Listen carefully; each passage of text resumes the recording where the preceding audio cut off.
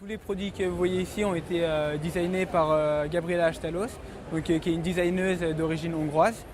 Donc, elle a designé exactement tous les produits. Donc, nous avons le plus fameux produit qui est la Hugshare, chaise câlin en français.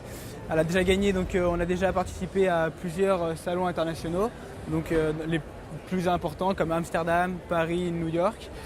Et je vais vous présenter quelques produits. Donc, vous avez d'abord ici le jardin flottant, ce qu'on appelle le floating garden.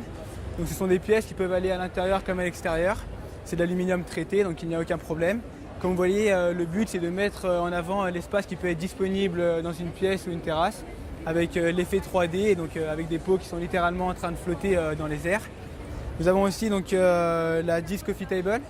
Donc, c'est une table interactive pour le café qui peut changer selon les designs. Nous avons plusieurs designs différents selon les envies. Tout le monde peut s'amuser à bouger les disques de cette manière pour avoir un design final qui satisfasse toutes vos envies. Je vais ensuite passer au produit qui est le plus important pour la compagnie. C'est le produit le plus connu, qui est exposé à Maisons et Objets depuis maintenant 1 an.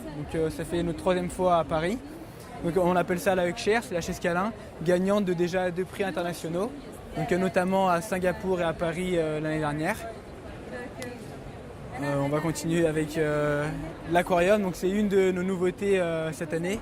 C'est un aquarium très attractif, c'est même une expérience, parce que cet aquarium permet de voir les poissons qui sont à l'intérieur de la manière dont ils nous perçoivent.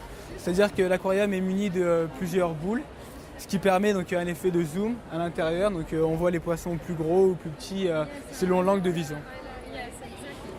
Voilà. Et notre dernier objet qu'on présente cette année, c'est la table Cobra Table. Si vous regardez la table sous différents angles, vous pouvez voir qu'elle ressemble au serpent, le cobra. On peut voir la tête du cobra et puis tout l'ensemble au complet ressemble au serpent qui est en train de ramper. Alors, comme j'ai déjà dit, nous ça fait maintenant la 3e fois consécutive qu'on participe au salon Maisons et Objets. En septembre de l'année dernière, en janvier et cette fois-ci. On le trouve très intéressant parce qu'on a beaucoup d'intérêt, notamment pour la Hugshare et pour le floating garden. On ressort avec beaucoup d'intérêt et on arrive à faire aussi des ventes intéressantes lors du salon.